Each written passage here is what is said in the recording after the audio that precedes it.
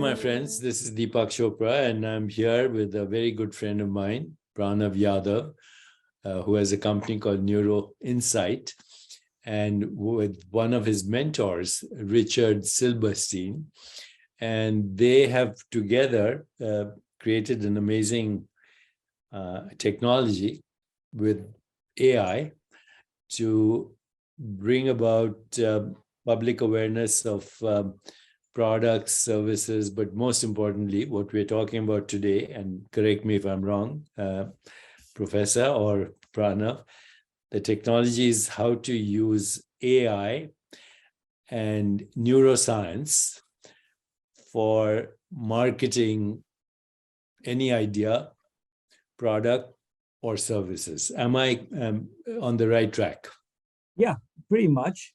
I mean, it may not be limited to marketing, product, or service, but that's certainly one of the big areas of application. But so, yeah, you're absolutely right. Okay, so to start this conversation, because a lot of people will be totally unfamiliar with what we're going to be talking about. They may be unfamiliar, but they will be interested.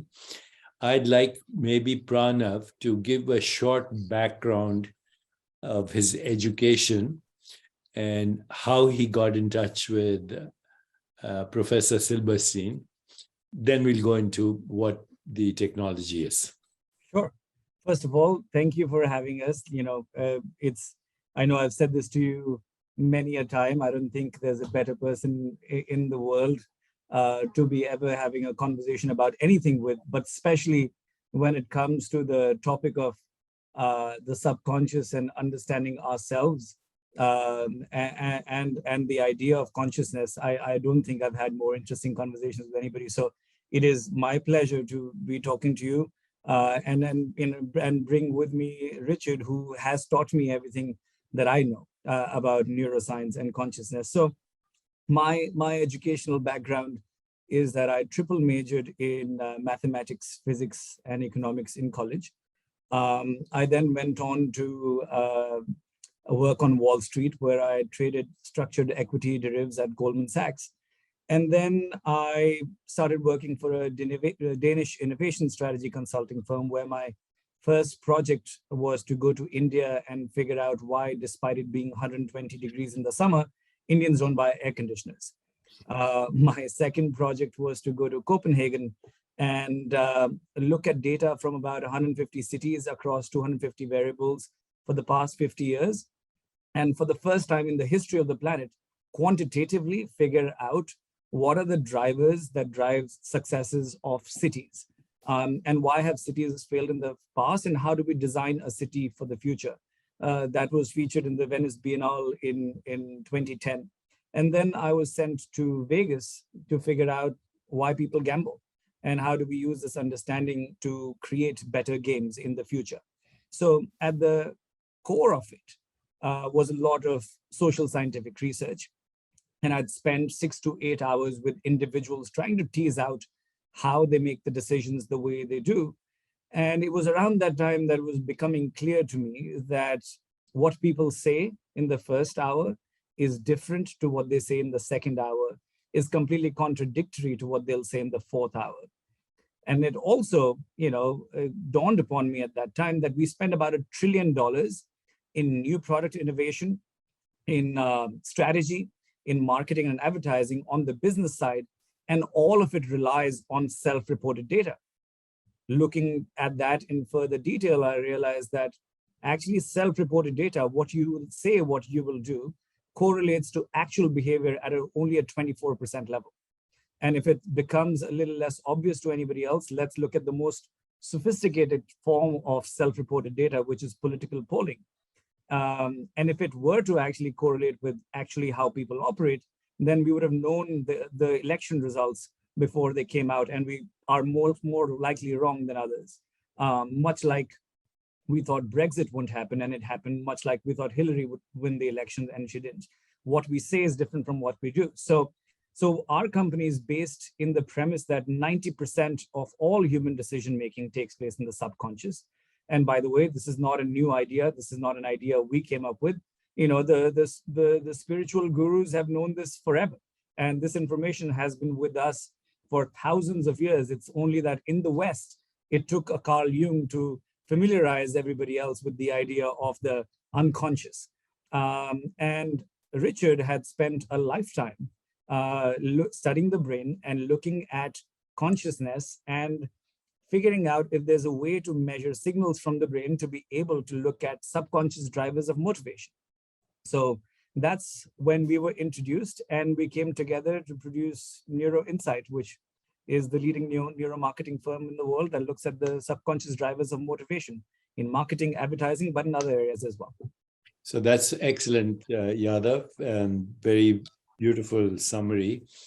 Just from my point of view, being so involved in the wisdom traditions of the East, we don't use the word subconscious. If anything, it's supraconscious that we call it. And also we use the word, the mind that's beyond space-time, the non-local mind. But that's as an aside. It's constantly eavesdropping on every experience that you may not be conscious of in the conventional sense. But as you awaken to that mind, then that mind actually is a metahuman awareness, so to speak, an awareness which infinitely correlates everything with everything else, what we call these days even quantum entanglement, to the dismay of some quantum physicists who don't like that word being hijacked for our purposes. But you see the connections. There's creativity. There's also, in a sense, comfort with unpredictability, although you are taking the unpredictable and making it predictable. And there is ultimately no limitation to that mind, because it's not personal even. It's entangled with something much bigger. That's just a little commentary on what you said. But I'm totally fine with subconscious too. It's the ocean beneath the wave, so to speak. Exactly. Yeah. So how did the technology come about, and what exactly is the technology? I'd ask Professor Silberstein to explain. Thank you. Please, Richard. I'm an Australian, so we tend to be a bit more casual, so thank you. Just a little bit of background as well about myself. My first degree was in physics, and I was particularly interested in theoretical physics. And when I finished, I thought one of the areas that I'd really like to tackle was a topic that people didn't speak about in science, and that was consciousness. And I actually became part of that generation of physicists that went into the biological sciences, molecular biology and the neuroscience as well. That was in the late 60s, early 70s. And my interest in physics, and in particular resonance processes, the way the brain communicates internally is through oscillations, through synchronous oscillations. And these resonance processes, I thought, are going to tell us something really important. And I became interested in developing a technique which relies on eliciting an oscillatory process in the brain using sort of goggles with a diffuse visual flicker. At a particular, the frequency is important, and different parts of the brain will oscillate. And you can tell if these regions are talking to each other, if those oscillations synchronize. And so what we're able to see are these rapid changes in the way different parts of the brain talk to each other. And that led me to primarily research in the area of attention deficit hyperactivity disorder, which is just a burgeoning area of diagnosis. And we've published a number of studies looking at how the brain of people with ADHD, sure, there are differences in the way different parts of the brain communicate with each other, but those are precisely the same patterns we see in high creativity. And it sort of led me to look in areas of creativity as well. And just as an aside, I think ADHD on its own has been a spectacularly wrong direction of psychiatry to consider it as a disorder, purely disorder. There are comorbidities, of course, but I tend to think of it more as a mode of thought, which has particular strengths and weaknesses. So that was my original area. And it then struck me that we're actually looking at quite deep processes, which also have implications in the broader community, including in the area of communication and marketing. And that's how we established the company Neuro-Insight, which uses this technology. And I was fortunate enough to meet with Pranav some time ago, and the story is taken up from there. So that's how we got here. Okay, Richard, before we go into further details of this, I have some queries because you have a background in physics, but you're also got interest in brain and biology. One of the things that intrigued me for a long time is how every cell in the body, and forget the brain for the moment, is correlated in its activity with every other cell instantly. How does a human body think thoughts, play a piano, kill germs, remove toxins, and make a baby all at the same time? It's kind of perplexing because that's not a linear process. And while your body, human body, can do all those things, think thoughts, play a piano, kill germs, remove toxins, make a baby, all at the same time, it also tracks the movement of stars and planets as its own biological rhythms. To me, this is a perfect example of quantum entanglement. But, needless to say, a lot of physicists have issues when you bring these ideas to biology, number one. The second is brain itself. When I ask somebody, okay, what did you have for dinner last night? And they say spaghetti and red wine or whatever. Where is that memory before it's accessed? And I've asked lots of neuroscientists, where is the memory before you access it? I could ask you what you had for dinner last night, or I could ask you, do you remember an amazing episode from your teenage years, or your first kiss, or something that happened in your childhood? Where is that memory before you actually access it? My feeling is it's nowhere. It only exists as a potential, but that intention to retrieve the memory causes the brain to simultaneously trigger neurons, which are in disparate locations, but they simultaneously synchronize, as you use the word, to fetch that memory, which is existing as a potential, non-locally, in the subconscious, supraconscious, whatever you want to call it. But the moment you decide to retrieve it, it becomes actual. And that's when the brain synchronistically connects many neurons with each other. Am I totally off the wrong track, or am I suggesting something that makes sense? No.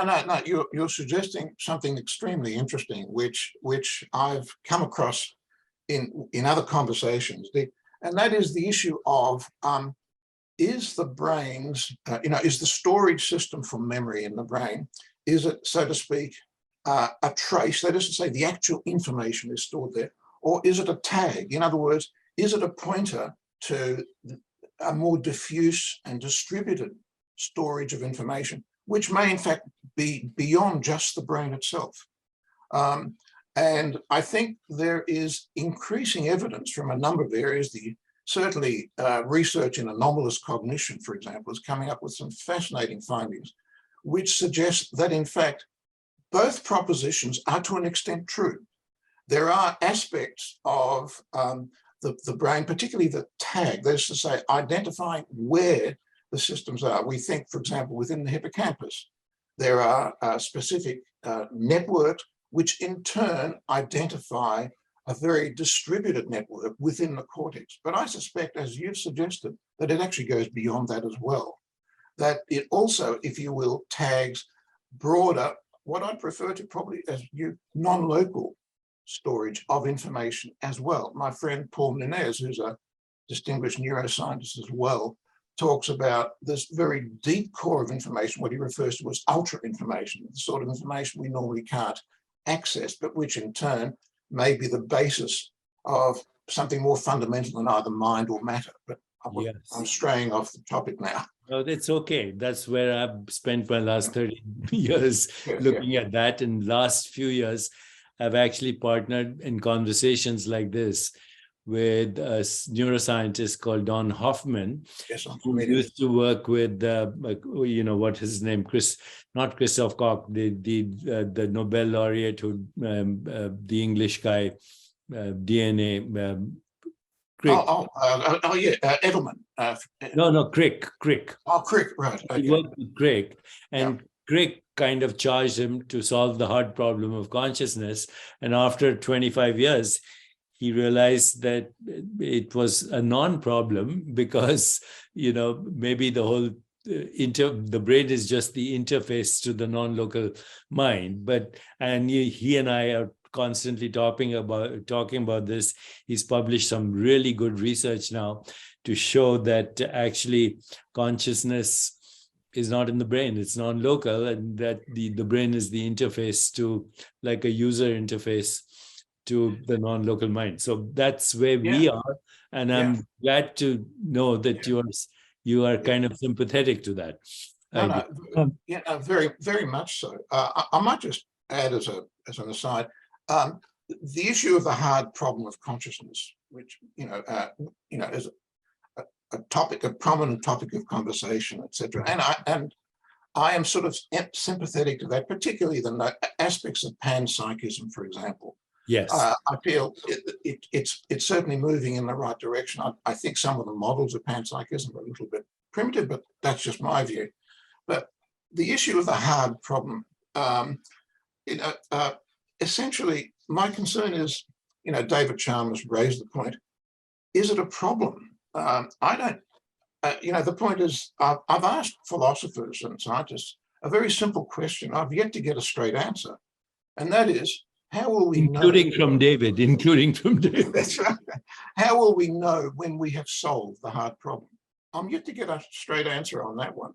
And it's because of the nature of the proposition. I think it's more of an intuition than actually a problem. But once again, that's my view. Yeah. David did make a good statement a while back. He said each of us is a data point for consciousness in the universe, because we are an aspect of the universe anyway. Yeah. So now, switching gears again, Pranav, where has this technology been useful so far, in marketing? Give us some examples. Sure. But actually, I had one thing to add in the last topic, which was that, there's this Urdu couplet, which I'll say it in Urdu for effect first, and then I'll translate for your audience. It says, "Itni shiddat se tujhe paane ki khwahish ki hai, कि ज़र्रे ज़र्रे ने तुझसे मिलाने की साजिश की है." Essentially saying, with such intensity did I desire to be with you, that every particle has conspired to make this happen. Wow. And while this can be interpreted in a variety of ways, essentially, when you talk about where was that memory, when that question wasn't asked, the truth is, our work shows that, of course, there's, the localization is a whole different idea. Memory, if anything, is stored as a network of things, right? Of connections. And that much like, in the quantum world, when the observer is present, it chooses to take a certain state. It's, in this case, the parallel is the intention of the asker, the observer of that memory, forces it to take a certain kind of state, which also will tell you there are certain people who want to remember things which is different from how it actually happened. And over time, when you ask them a question about memory, they will, blow any kind of lie detector test out of, because they truly believe in the wrong memory to be the truth, because it is their intentionality for that to be their reality. So I've seen that with childhood trauma and other things. Yes. So memory is stored as a network of things, but takes into position a state that the observer shall have the intention for it to take the stage. Perfect sense. It makes perfect sense. And Now, coming to where this Yeah. technology is going and Sure. what it has been used for so far. Yeah. And from you want to use that plug to take it into the future, is that on the topic of memory, it is the most under talked about topic in the world of advertising and marketing and decision making. Because in the world of marketing and advertising, some guy in the 50s, in the Mad Men era, sitting in a fancy office on Madison Avenue, smoking a cigar and being misogynistic, probably said some words along the line of, well, it's emotion that works. And people started creating emotional advertising. And this was the rhetoric till the time we started the company. Everybody in this world of advertising and marketing was like, well, it's emotion that sells. And then you ask them a question about, well, how about that highly emotional ads about these Clydesdales that Budweiser made that did not work at all? How does that describe that? They're like, oh, well, they'll give you some random reason. And then like, how about that Geico ad that has no emotion at all, but it's highly effective? And they don't have an answer. The truth is, it was actually Richard's work which took this idea of emotionality and removed decision-making from it. Emotion happens within a moment. As we're having a conversation and as your audience watches this, they will actually be emoting to what we're talking about. But whether or not they're actually going to use any of this information in the future, a day after today, a week from now, a year from now, will depend on one thing and one thing alone. That is your long-term memory. And that's where, the idea of both memory and the measurability of it in the way that it's going into your memory structures, it becomes most important. But may I interrupt you right there? Yes, sir. Any experience which is emotional is likely to be recorded in memory more Yes. efficiently. 100%.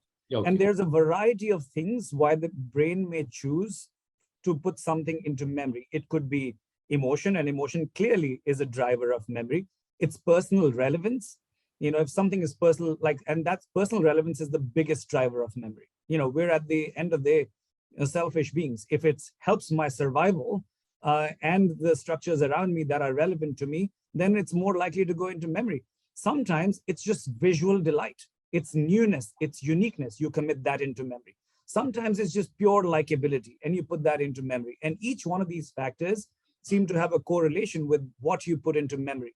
But memory is black or white. It's 0 or 1. If it's in your memory, you're likely to react to that piece of information in the future. If it's not in your memory, you definitely don't have that information tomorrow to actually react to. So in the world of advertising and marketing, think about it this way.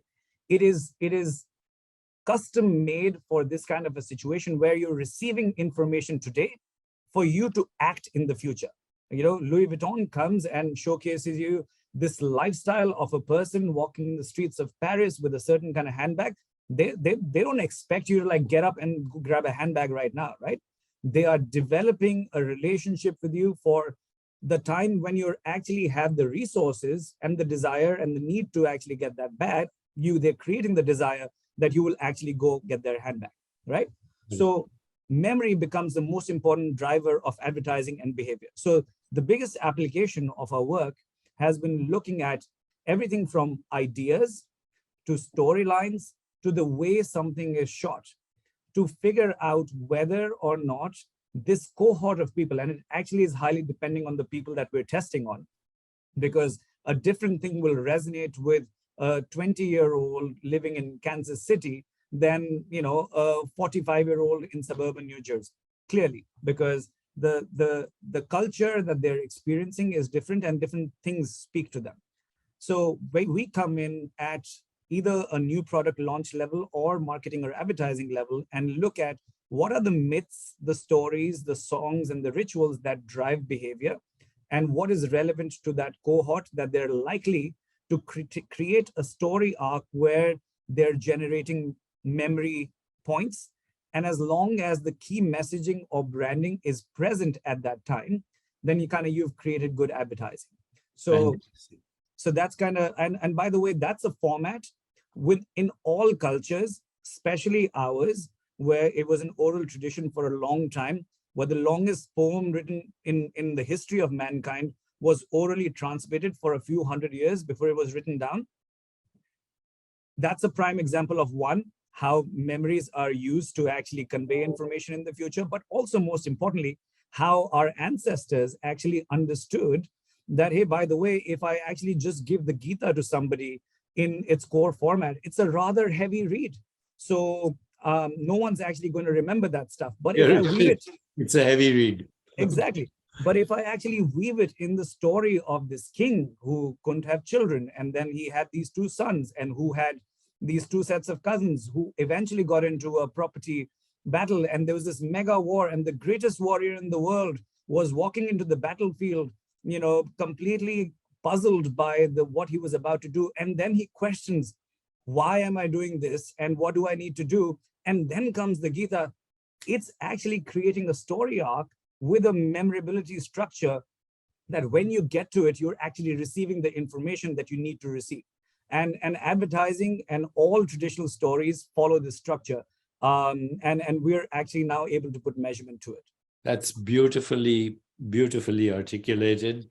So I see that Neuro-Insight is the next revolution in not only marketing, but in a new story, maybe for humanity, new context, new meaning, new story, new relationships, or at least understanding relationships in a new way.